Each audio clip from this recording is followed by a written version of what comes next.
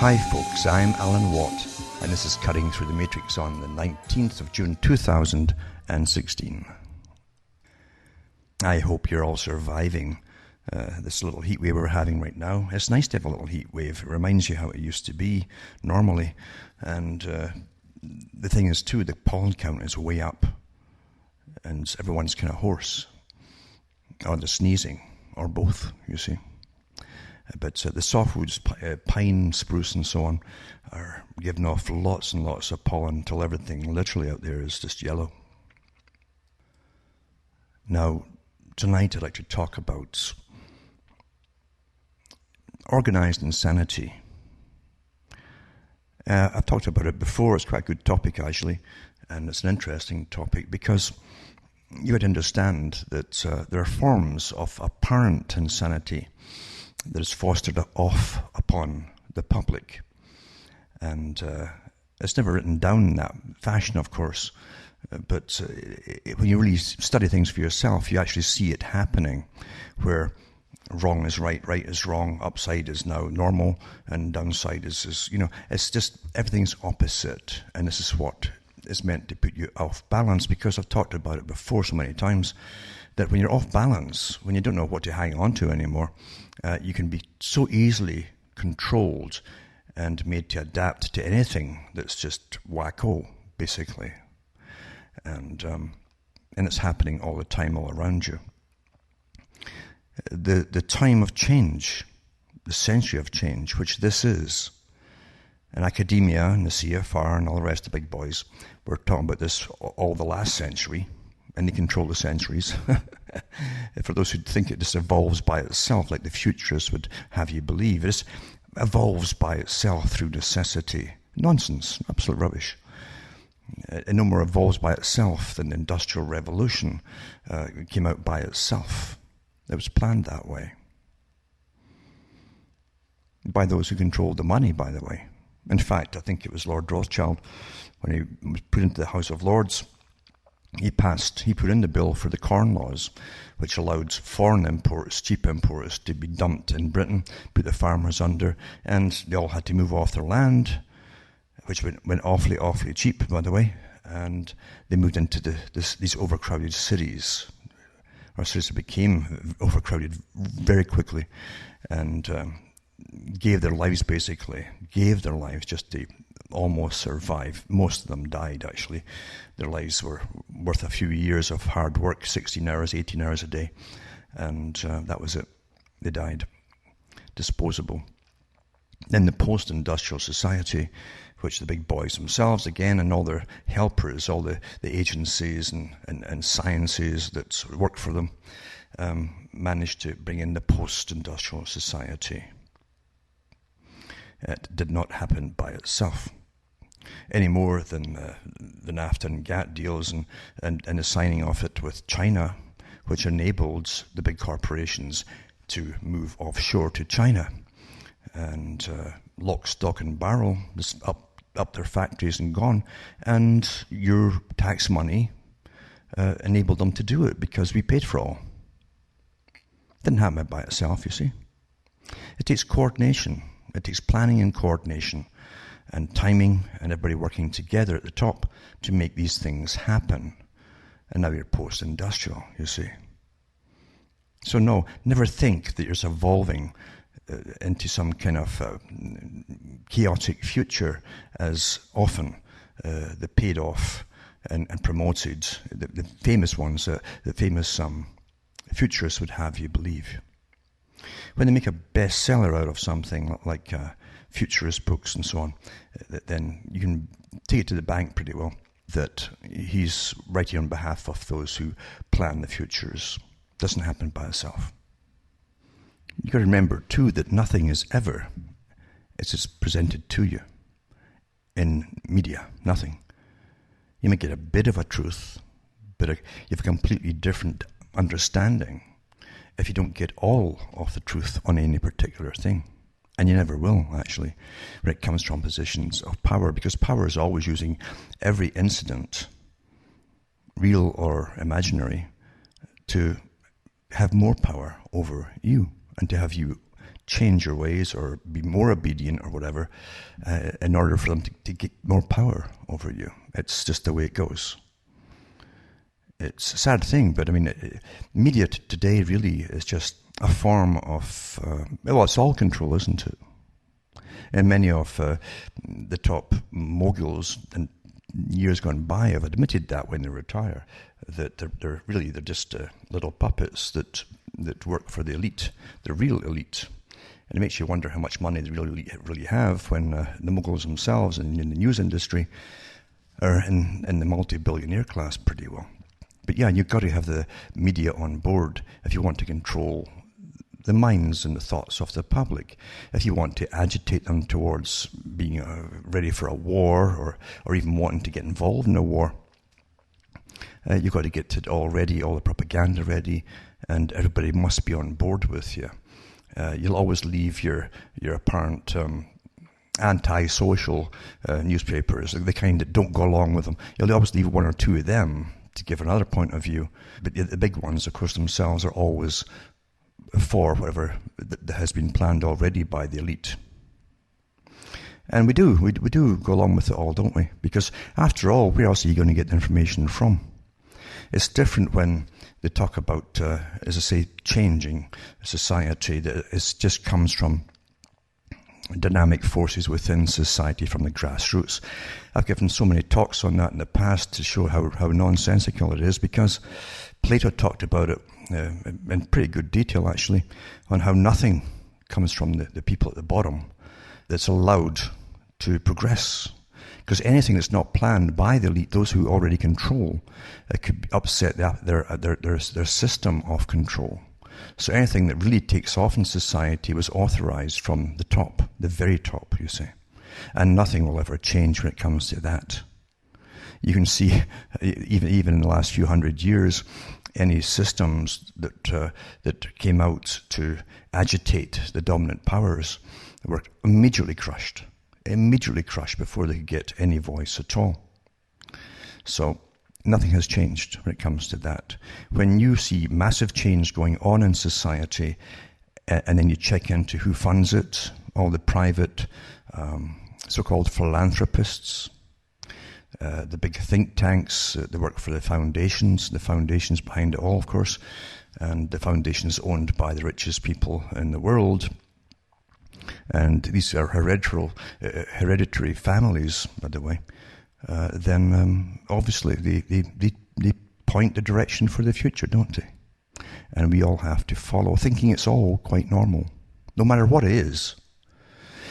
And I've talked too about all the what's called radical change, that is funded by, number one, your tax money.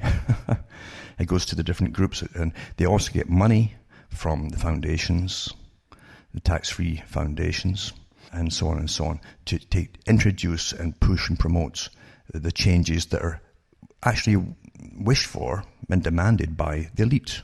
Otherwise, they wouldn't get your tax money, for one thing. Never mind all the foundations' money, too. So when the richest folk on the planet are funding something, you know it's a must-be. That's what it's called. It's a must-be. It's going to be. So it's a must-be. It will not fail, in other words. No matter what it happens to be. And after all, why, when you're wanting to plan and dominate the future as you already dominate today, why on earth would you think small? You've got to think big.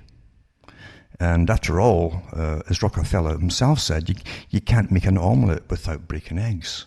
Well, all the broken lives and broken minds even perhaps that occur during big massive changes in society, that's just unfortunate, but it has to be. It was planned that way. It's like the Bolshevik Revolution, over in Russia. It was planned, a lot of planning by the West as well, and funding too, to get it all going. It's a must be. But look at all of the lives that it upset, the upheaval, middle classes and poor folk too. Everybody was literally tossed out in the street pretty well for a long time. And it upset everything. There was no regular function anymore in society for quite a while. And that was just, the omelette getting made, and that was, the eggs getting broken. It just has to be. It's unfortunate. Rockefeller. There you go. So nothing is changing except the change, the planned change, which is, again, meant to upset a lot of people when norms are upset. It's even in, I think it's in Revelation, in the Bible, where they talk about a time would come. It could even be in the Old Testament as well. I'm pretty certain it is somewhere. But it's in there about a time would come when children would go against their parents. Totally contrary, in other words, argumentative. Husbands would be against their wives would be against their husbands. There'd be all kinds of promiscuity, an age when folk are running back and forth all over the place. Well, it's like the internet, it's like travel today, and so on. But the thing is, when you look in the past, in ancient times, it wasn't difficult to at least get the same strategies for change. You always must go for the youth, you see. You go for the youth. It had been done before in ancient times, over and over. You go for the youth. You indoctrinate them with the new normal way to look at things and make them feel superior to their old-fashioned, silly, doting parents, you see. So it never changed technique. And all the recent tyrants in history have all said the same thing. Go for the youth. Indoctrinate them. And you also go for the wives because at the ancient times, if there was any problems at all, even the rumor of revolution among slaves in Rome, ancient Rome, then the order went out from the top to the wives of slaves that don't help them in any way. Don't prepare a meal for them, don't have any conjugal relationships with them, etc., until they toe the line, as the Masons say. And that's what would happen. And it's still used today. It was even still used in the US at one point as well. So anyway, those same techniques are simply repeated. Why would you want to why wouldn't you use the same techniques if they worked once, they'll work again? Plato said that too. If you know the formula to introduce a change of behavior, instead of any kind of change of behavior, simply introduce it in the same format. And that's what they do. They also don't rush it. Don't rush it, you see. A little bit at a time until something's completely reversed. There you have it. Simple. It's become normal, you see. Once it's normal, you can forget it. It'll continue by itself. I've spoken about a really good movie to watch, and that's Wag the Dog. Excellent movie, actually. Good comedy. And yet, it really has more reality in it and how deception is put upon the whole public via the media and the news, and how you can make something that never happened appear to have happened, and you put your own spin as to how it happened so you can get a particular benefit from the story. It's really, really well done. And of course, the great quip in it too, it goes over and over, is, well, it must be true, it's on TV. And that is so true, isn't it? It's so true. It must be true, it's on television. But if you haven't seen that movie, you should see it. That's the kind of movie it should be shown in schools, actually, so they can try and create one generation of youngsters who know that power is always trying to fool and pull a con over the public. So they'll always question things. It's like the CFR, who came out right after 9/11. They said, how can we use this disaster to our advantage? So media was too. And it's happened time and time again. We've had Hillary say it, we've heard different ones say, how can we use it to our advantage? So it's nothing to do with what actually happened, or an incident, or the cause of it. Let's make a different spin on it in order to get more power, to get what we want done. That happens all the time. So you cannot really get a truth from the top, as far as I'm concerned, anymore. If you ever did, in fact, you just can't get it. And the silly way things are presented to you. Really silly. Like this one here, for instance, it's about Canada and the national anthem. And it says that a Liberal MP, Muriel Bellinger made an emotional appearance in the House of Commons Fridays in a wheelchair with Lou Gehrig's disease. And it says to ensure his bill to make O Canada gender neutral, that's the national anthem, can pass a final vote next week. I mean, is this wise in politics to make sure that one line in a song's change is really? But again, it's got the emotional thing. He's in a wheelchair and so on. And to be honest with you, I don't think anybody cares. I doubt this is a talking point among society that the one line is going to be changed or should be changed. I very much doubt if anybody's even thought of it. In fact, I think most folk don't even know the words to it anyway, to be honest with you. It's kind of like the British one. A good series on television many years ago had more truth in it than most non-fictions do, or dramas do. It was Dad's Army. And Dad's Army had one episode where, during World War II, where the people are all in the cinema, the local cinema, the movie house, and at the very end, they used to in Britain play the national anthem to the Queen, you see. And they had it in the actual comedy show that you see them all making a dash, running out the door, like a stampede, and the captain of the Home Guards getting almost run over because it coincided with the last call in the pubs, the bars, for a drink before they closed. So everybody would rush out like crazy as they put on the national anthem, and the only person trying to stand and salute and all that was this Home Guard captain.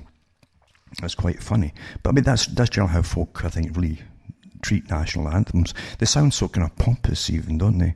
The way that the music's played, etc., and from a different era, really from a different era. You would see that, for instance, in the 1800s in Britain, obviously, with the big plume feathers of the ostrich in their helmets in the military, and the generals and all that kind of stuff, when it was a big spectacle. But once you go into the 20th century and then 21st century, it just seems it's almost like the Stone Age, doesn't it? So, but anyway, this article here says this particular politician in Canada put forth a bill to change, I think, one line. I don't know if there's any more to be changed in it, but it says, "In all thy sons command," you see. And it's going to be changed to "in all of us command," making the anthem gender neutral.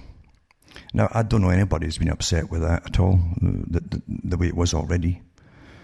I'm sure it's not the main thing that's in Canadians' minds in this day and age, when there's massive inflation. Really, the prices of food's out of sight, energy, electricity and everything else is out of sight and going up and up and up. Everybody's worried about their jobs, and we get this is fed to us to be an emotional topic, for goodness sake, right? Really? Is that the best the media? Of course the media's going to give you this one because it's an emotional thing, and it doesn't really matter to most Canadians. It really doesn't. Because I say most of them don't even know the national anthem's words. And it said here, which I didn't know actually, was that they're going to put it back to what it was more than a century ago. Now, I don't know if I can prove it was that a century ago or not, you see. And then why waste the time on it? But this was a big story, you see. But that's what they give you, isn't it? That's what they give you to fret about and argue about and all the rest of it. Really. But it ties in with this age of insanity. Because all these little things together, all these little stories, you see, make you think that everything's just chaotic and you can't understand what's happening. And when you can't understand it, you just stand back and let it all change, including the big changes, you see. They're really snuck in all over the place. But when you start changing and making it law, that certain words can no longer be used, even in ordinary conversation. After all, we speak because we communicate. When you can end communication, then you're into George Orwell's 1984. where the dictionary gets thinner and thinner and thinner, and there's newspeak, you see, the new terminology to use, which conveys only what the elite want it to convey, and you can't eventually have words. There's words missing that you need to use to explain actual reality. It's gone. And as the dictionary gets thinner and thinner too, and it's full of newspeak, it's impossible for anyone to foment revolution, because no one will be able to understand the other person. The words are gone to express it. You can't express anything that matters. Isn't that interesting, eh? It's no coincidence. No coincidence that you have these new censor departments on what you say. Because what you say, remember, is only a reflection of what you think. Thought crime. Thought crime. And now you have speech crime, and so on, and so on, and so on. You can't really ever believe you live in a free society when forces at the top are completely serious on what they're doing and what they intend to do when it comes to speech and curtailing of speech or thought, or even innocent questions spoken by children about certain topics, or adults. I mean, we are very curious creatures as humans, and that's what your mind thrives on, is learning new things all the time, understanding things. When that's curtailed, then your mind is imprisoned. You are imprisoned. And you cannot ever say that you live in a free society. It's a travesty. It's beyond a joke. Beyond a joke. A joke you can laugh at. This is way beyond a joke. This is something you should be very fearful of. A good part, in fact, of how you're trained is through the initial subtleties. Just little quips that come out. Always spoken the same way. When they create a meme, for instance. And I've given talks in the past years ago about universities being given permission to collect all your data too on the internet. Certain ones are, like MIT, on behalf of the government, you see. And don't believe it's just certain content. No, it's all the content, folks. And it has been from the beginning. From your phone calls, everything in your talks, etc., everything in your emails and texting and so on and so on. And they constantly do all these surveys on you, on everyone, in fact, and all the different categorizations that they slot you all into, all your personality types, as they're profiling everybody, you see. And you'll find that they also put out memes. Memes are how you initially start parts of the change. You want people to start yapping about something in conversation.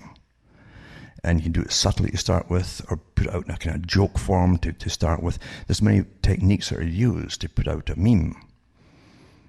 And information can appear very, very credible, the way it's put across to the public by the usual newscasters, especially the older ones that have been on the box for years and years and years. You've been brought up with them. You're like your granddaddy. Would he lie to you? And that's why they keep them, tottering on these seats, because you are conditioned to believe the granddaddy truth version, you see. And they keep them going to go until, their heart gives out or something. And that's why they pay them so much money as well. Would they lie to you? Now, you'll find that the memes are put out, as I say, and repeated and repeated and repeated. Then, of course, the MIT and different top universities with access are given it to special departments to analyze all this data in real time, the pulse of the people, you see. Are they chatting about it yet? What's their chatter? And they can work out to see if it needs tweaked a little bit more and so on. And do the words have to be changed a little bit in this meme to make more folk go into it, etc. You see, and use it. And it goes on and on and on. Now, the meme can be complete fakery. It doesn't really matter, except that it does matter to the extent that they know the public can be made to believe anything. Remember Adam Weishaupt? And Adam Weishaupt said, "O foolish man, what can you not be made to believe?" And I've always been aware of these memes getting put out like trial balloons. When government knows that they can now pass and put a bill across, it's because through various means they've tested the public prior to that over a few years with what they call trial balloons. Then have all their pollsters. Today, as I say, it's much easier. You don't need to rely on the pollsters. You can simply put it through the profiling in real time. What's the chatter on the net, you see? It's quite easy to do. I've always known it, as I said. The content doesn't matter to me, one way or another. But here's a story that really doesn't matter to me from Canada. To show you the chaos again, this is what they give you as news, right? And it said that the police and firefighters are called in after flat earth debate turns heated. A man was angered by the suggestion that the earth is flat. It's a big meme right now. Through propane tank into the fire, police say. So a family argument over whether the earth is flat or round became so heated, that's a little pun of course, that one of the participants threw probably a small propane cylinder. If it was in a backpack, it would have to be small, into a campfire, prompting an intervention by firefighters. The dispute boiled over a question most considered resolved centuries ago, boiled over around 10:30 p.m. Monday at St. Lawrence Park in Brockville, Ontario. And the 56-year-old Brockville man was at the campsite with his son and his son's girlfriend when the woman began insisting that the earth is flat. So he got really heated and angry in the whole thing. Eventually started throwing stuff out his backpack into a fire. And firefighters came to put out the campfire and so on. And he'll probably get charged with mischief for losing his temper and throwing that in. This is what they give you as news, though. This is news. As folk really are worried about jobs and everything else that's happening, and the coming bail-ins. Well, the bail-ins are all signed if the banks ever decide to grab folks' savings and things. It's all been signed into law because they're not going to bail them out. They claim the next time by tax money. They're going to just tell the banks to get out of it any way they can, and that includes the right to just take the cash that's been deposited there. They're worried about a lot of things. But this is what they give you for news, you see. Now, that kind of thing doesn't bother me in the least. Because today, you see, you're filled with all these supposed science shows and science quips and all the rest of it until you're fed up. I get fed up hearing all the rubbish. All the could-be's in outer space, or they might have seen another planet, or blah, blah, blah. It really doesn't affect me at all. It really, really doesn't. I don't fall for it all or start chatting about it. Oh, do you know they're talking about there could be another? It really doesn't make a darn bit of difference to my life. Does it make any difference to your life? Does it? Huh? I mean, are you supposed to be an expert in everything? No. And most of these characters who work for the science and all the rest of it too are living on grants. They'll say anything to get their names in the paper and get another grant going. For anything, anything at all. Because they don't produce anything except maybes and possibilities and yada, yada, yada. It doesn't make any difference to me. Or one day we'll go off into space and yada, yada, yada, yada. In another 100 generations or something. It doesn't affect me whatsoever. So why waste time filling your head up with all this useless data? Huh? Do you realize you've got one life to live, eh? One life. And as soon as you're born, you've got all these forces out there, including your parents, who try to download their indoctrinations onto you, you see? And then school and all the rest of it, then your TV, and then every radio thing that you put on, an AM radio or FM across the country, there's all these advertisers buying away, wanting to take charge of your brain, you see? Do you realize it's a fight to think for yourself?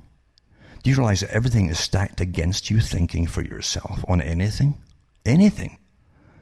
They'll want to fill you full of data. And how much data, useless data, can your brain hold? I think that's more of a reason for folk cracking up. It's just rubbish. Don't let it all in. And things that don't matter, you don't even get heated about it. Just ignore it. It reminds me of Sherlock Holmes. You find that the stories are always supposedly written by Sherlock Holmes' sidekick, Dr. Watson. And Watson mentions, I think in the first book and chapter, when he met Sherlock Holmes, how ignorant Holmes was on what was called general knowledge, general topics and so on that you got at school and universities. He didn't know the top authors of the day. He didn't know much about their philosophies and so on. And or he had no interest in politics, who the politicians were or anything else. Because basically Holmes specialized in certain areas. And when he asked Holmes about it, Holmes said, well, it's just most people's minds or brains, basically, are empty at birth. And they cram them full of all the irrelevant knowledge there is, until everything's mixed up and crowded out and covered over with all irrelevant facts, basically. He says it's like an attic, he said. All the excess stuff in his brain, he didn't need. He just put into this attic and kept only the pertinent things in his actual main room, his brain, you see. But most folk were different through their indoctrinations, etc. And that's how it really is, isn't it? And that's supposedly is what made this fictitious detective such a fantastic sleuth. He could figure anything out by deduction of logic. You see, his mind wasn't crowded with all the daily nonsense of trivia and media and advertisers demanding chunks of your brain. And how right Conan Doyle was, the author, when you think about it today, because they tell us, in fact, with glee almost, that on the internet and various things that people are training themselves to do, it rewires the brain. They're ecstatic about it. So what should it normally be, you see, compared to what is it when you finish with it all your indoctrinations and your rewiring? What are you then? Do you believe anything for yourself? Can you deduce anything for yourself? Or are you pretty well helpless and you need to be informed what to think, believe, or do? You've got to think of these powers, remember.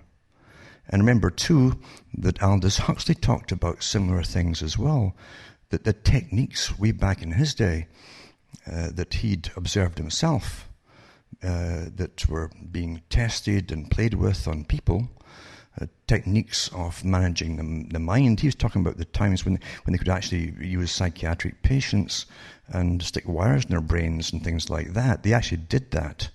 I don't think they stopped with Delgado's bull. No, they used humans as well. And the Russians were doing the same thing in the Soviet Union. Incredible, very, very old footage of that too, if you ever come across it.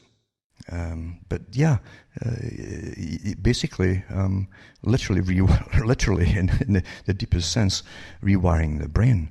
But he said that the sciences, which are in the control of a few powerful men, he said, could literally dominate nations and the world.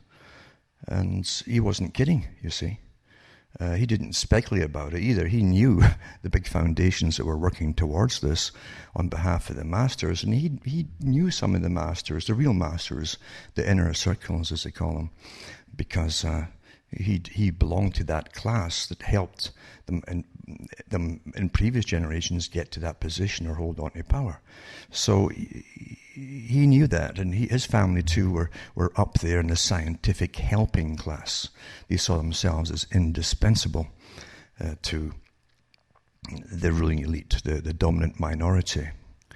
And he talked about that, the dominant minority, and how they'd always be around. They had always been around and always would be around. But they wouldn't do all that, the work that you'll see presented to you. They don't come forward as politicians and things like that, you see. And his brother was more open about it. He talked at some global meetings. He worked at the United Nations.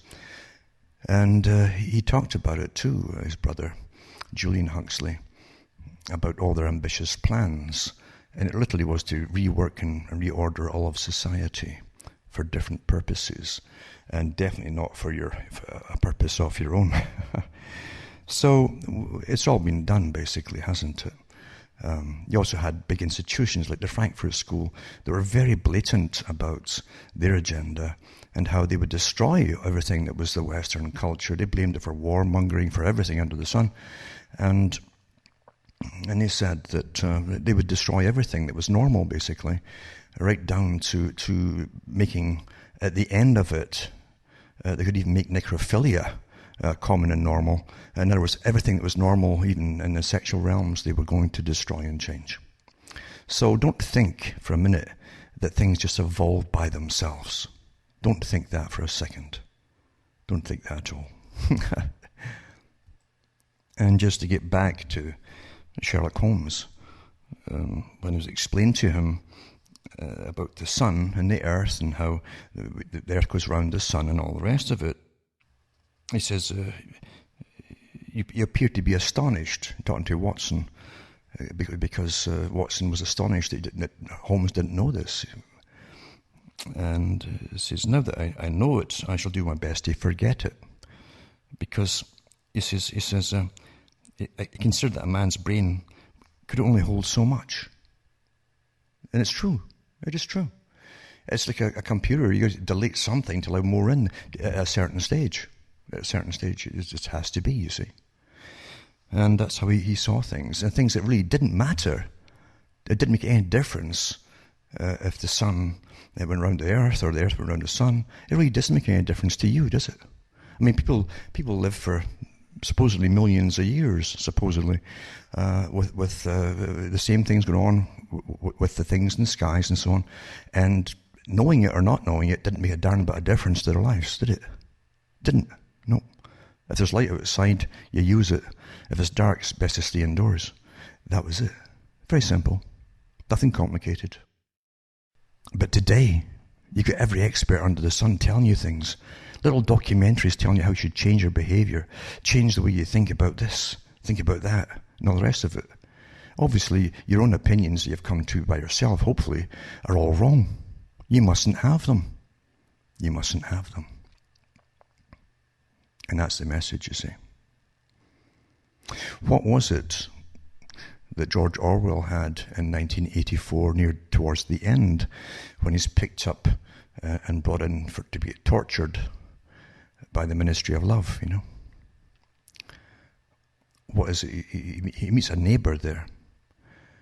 And the neighbour had been denounced to the thought police by his daughter, his little daughter, who was dressed like either a Hitler Youth type, because again, always use the children, or it could be the Young Communist League, because they were very similar, very almost the same, the same techniques, in their little uniforms, and they're both taught to denounce their parents for subversion or heresy or whatever it happens to be. And the neighbour said to Winston, the character in 1984, he said, when he got caught, he says, I didn't know it myself. It was my daughter who denounced me. She heard me saying something in my sleep. Thank God she did catch me in time before I did anything.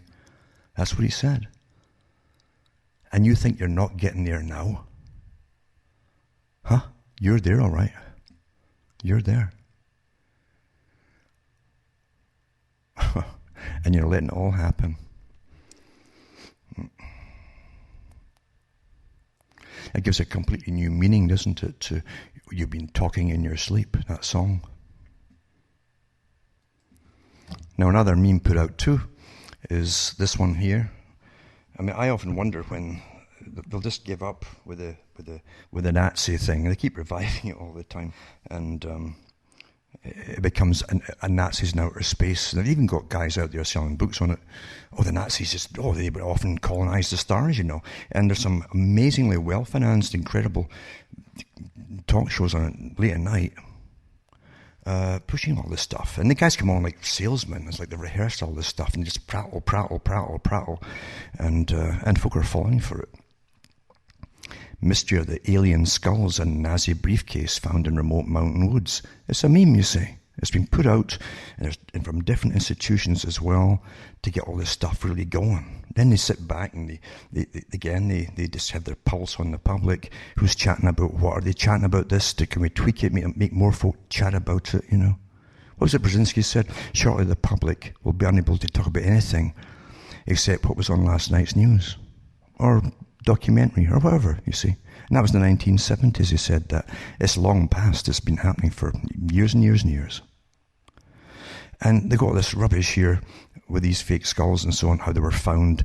There's no evidence of anything, but it was found near a Nazi briefcase and German full-colour map of the Aegea region made in 1941. Anyway, it's just rubbish. But this isn't mainstream news. Mainstream news. You know, they're all getting in the act as well as they lose readers that get all this kind of stuff out to attract attention. But the Express has got it in from Britain. And they keep it going, you know. Keep it going. But yeah, you've got Nazis in outer space, you know. Ooh. Such a joke. But yeah, the folk will fall for it, and lots of folk will. And here's an article here, for instance. It says, publishers Springer and IEEE are moving more than 120 papers from their subscription services after a French researcher discovered that the works were actually computer-generated nonsense. These are science papers and so on. Over the past 2 years, computer scientist Cyril Labbe of Joseph Fourier University in Grenoble, France, has catalogued computer-generated papers that made it into more than 30 published conference proceedings between 2008 and 2013. 16 appeared in publications by Springer, which is headquartered in Heidelberg, Germany, and more than 100 were published by the Institute of Electrical and Electronic Engineers. That's the IEEE, based in New York. Both publishers, which were privately informed by Labbe, said that they are now removing the papers. Among the works were, for example, a paper published as a proceeding from the 2013 International Conference on Quality, Reliability, Risk Maintenance and Safety Engineering held in Chengdu, China. The conference website says that all manuscripts are reviewed for merits and contents. It's all fake. The authors of the paper, entitled TIC, A Methodology for the Construction of E-Commerce, write in the abstract that they concentrate our efforts on disproving that spreadsheets can be made knowledge-based, empathic, and compact. That was in Nature News, and has attempted to contact the conference organizers and named authors of the paper, but received no reply. So it's quite a good article. It's quite long, actually. And then they go into how to create a nonsense paper. It was only about last year I mentioned, again from the mainstream, how many follow-ups there are on all these scientific papers that go out there, and they're all put out there as little factoids of the day. Did you know? Yada. Not everybody prattles about it from all the mainstream and so on. And then most of them are actually disproven within about a year. So why give us the rubbish in the first place? To fill your brain up, you see. To clog it up. But anyway, it says how to create a nonsense paper. Labbe developed a way to automatically detect manuscripts composed by a piece of software called SCI Gen, which randomly combines strings of words to produce fake computer science papers. SciGen was invented in 2005 by researchers at the Massachusetts Institute of Technology, naturally, MIT, the massive government grants and CIA's involved. It says, in Cambridge, to prove that conferences would accept meaningless papers. And as they put it, to maximize amusement. And it gives you links to the gobbledygook paper. And so a related program generates random physics manuscript titles on the satirical website Arxiv versus Snarxiv. Anyway, I'll put all this up tonight for those that really want to waste their time and look into it. But yeah, you'll find so much that's put out there is absolute junk. Not only that, there was one top scientist, apparently, he was in line for the Nobel Prize, who just churned out papers a few years back. And it turned out that he was using the same graphs for different experiments. And luckily one person happened to notice it one day as this guy got accolades, and he'd been picked up by, I think, Bell Labs, and big salary, the whole thing, to churn out absolute nonsense. The CIA were fantastic and interested in them. So was the War Departments for the different weapons applications, for extreme nanotech applications for this kind of stuff. But it's all fake. The guy just faked papers, said it with incredible confidence, and presented it one after another, almost one a week at times. And he'd probably still be going if someone had noticed he used the same graph twice for two different experiments and two different things. Yep, that's quite something, isn't it? That's how things really are. But it's all turned out to the public, all this rubbish, to fill your brain up with rubbish, or to see how gullible you are, and to see if you will just repeat rubbish. And also, too, they want to find out the ones who aren't repeating all this rubbish. Who are they? Who's a thinker? Does a flag go up? Or is there a little light come off you or something when there's a thinker. This person thinks. Oh, stop him. Now I'll also put up another article on the same topic. A computer conference welcomes gobbledygook paper. And again, it's kind of amusing too, of course, but it just shows you how much out there is actually fake. And just how far you can go with programs specifically written for computers to emulate real things, to try and simulate real things, like tones of things, and they can actually pass. They can actually pass detection by a lot of people. Now they've got programs out for scientists to detect which ones are fake, written by the guys who invented the fake system, naturally. Why do you think the guys who'd work all the spyware to catch spyware in your computer, they probably put this darn spies stuff out there to begin with, and the viruses, and then they tell you, we've got the antidote to it, and it'll cost you X amount of bucks, and that's how things work in society. Same thing. And tonight I'll also put up some links to the CIA. They're talking about Islamic State. They keep changing the terms, of course, just to keep everybody confused. I think it's ISIL or it's ICE, and so on and so on. But the bottom line of the articles is they want to get more power to go into the internet and collect more data, etc., on behalf of the CIA and so on. So it's nothing new at all.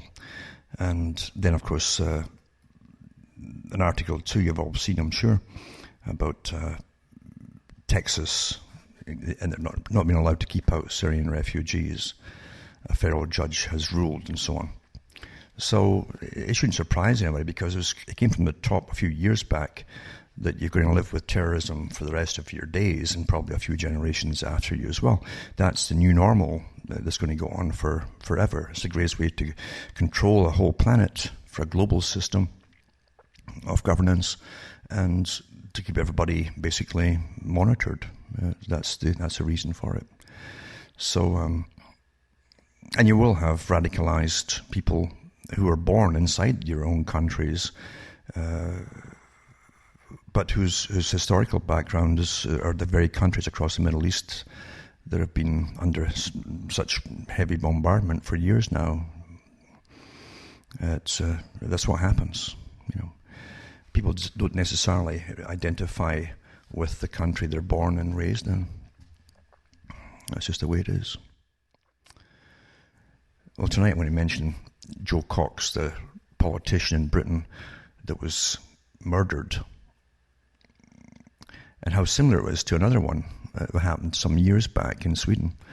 But it says, Britain remembers Joe Cox as police investigate suspected killer's far-right links. This is the spin that's put on this one, and it says, after neo-Nazi, this is Nazi thing again. Literature was found at the home of Tommy it's Mair, or I'm not sure how you pronounce this one. The man suspected of killing Cox. Police said that his apparent links to far-right groups would form a priority line of inquiry. Officers said they would also look into claims surrounding his mental health. As the EU referendum campaigning was suspended, the Conservatives, Liberals, Democrats and UKIP all said they would not put up candidates in the eventual by-election that will be held in Cox's constituency. The Green Party also said it was unlikely to field a candidate. And it's... I'm not really sure how... I think... I don't know if she was shot or she was knifed or whatever. It doesn't really say in this particular article.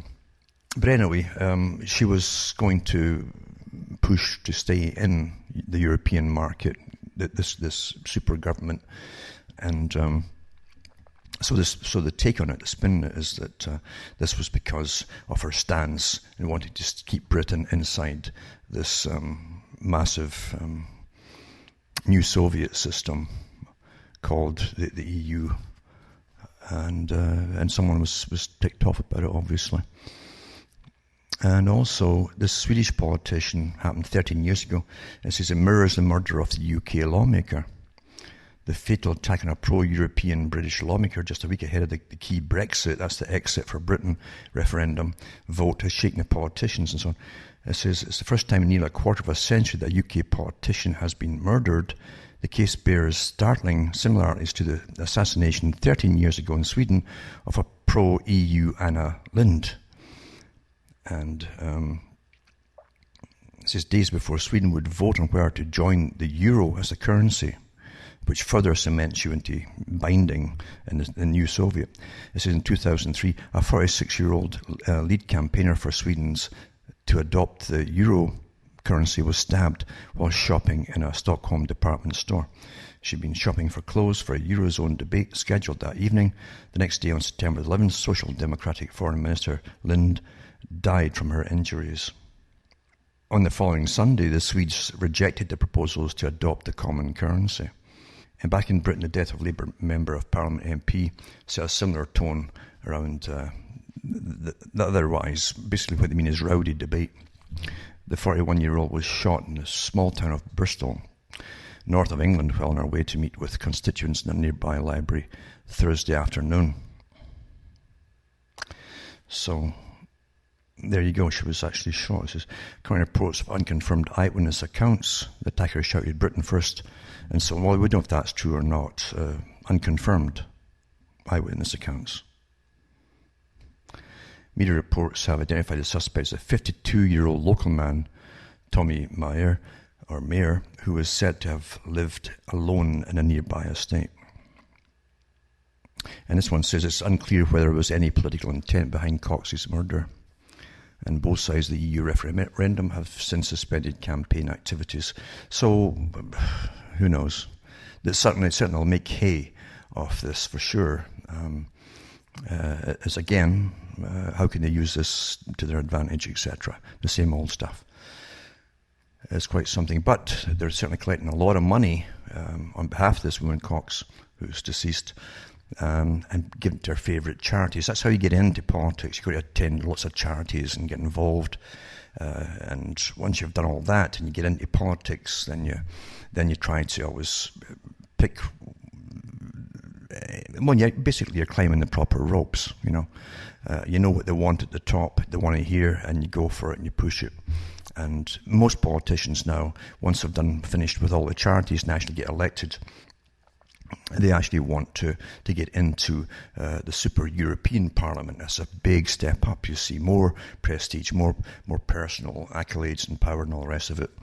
And so they can't be national or even nationalistic anymore, you see. In fact, what they keep calling Nazi is people who are nationalistic. That's what they mean by that, far-right Nazi. That's what they really mean. So there you go. And one of the areas where this woman Cox was involved was helping set up I think it was Syria's White Helmets is called. They're the first to rush in when the bombs hit. And this article here is about how these volunteers rush into the bomb buildings and so on in Syria. They're called Syrian Civil Defense, or White Helmets. The Volunteer Rescuers was formed in 2013 and now have 2,700 members. But what's interesting too is even the way this is worded here, they're claiming that it's Assad's regime that's doing the bombing. Now, as folk have been watching this all these years now, it's been the same agenda from right through Libya, get rid of Libya, and to get rid of Syria. They want them to be down to the same rubble state, like Stone Age state, as they did with Iraq, as you well know. So that was on the list too of the new American century. All these countries were on that list to be taken out. So she did the right thing here. She was involved as setting up this group too. So she definitely knew which ones to pick that would be applauded to get up even higher into what is seen to be this, by the public, is seen to be this massive socialist, ultra-socialist type of governmental system called the EU Parliament. But the Parliament itself really gives, I'll give you lots of a bigger paycheck for sure, and massive increase in your expenditures, etc., and more prestige. But really the Parliament in the EU is more of a front than anything, because the Commission at the top, that's unelected by anybody, makes all the laws. It's not democratic at all, only the appearance of it. But anyway, I'm just showing you how things, who knows who's using who? Did they actually murder folk and use them? Do they? Do you really think that they live in such a nice system of upright people, of power and power, that they wouldn't bump off occasional person here and there to use their death for their own agenda? Do you really think that? Do you think that all ended sometime in the Middle Ages or something? When kings would often get knocked off by their sons, sometimes their daughters, you know. And Cleopatra did that with her brother, for goodness sake, back in Egypt. So this is what goes on, you know. It's always gone on. And the saying, the end justifies the means, is still as true today, maybe even more so today, because so much is riding on this planned future. Planned a long time ago. And we're taught to be naive, aren't we? Awfully naive. And unfortunately, most of the things people are talking about are just repetitive prattle of nonsense that's fed to them daily. Daily. From the minute they get up to the second they drop off to sleep. Someone is after your mind to fill all the empty spaces for their own agenda. Now, Rayman, I just want to mention that I got your note. Got your note. Thanks. From Hamish myself, Ontario, Canada, it's good night, and your God or your gods go with you.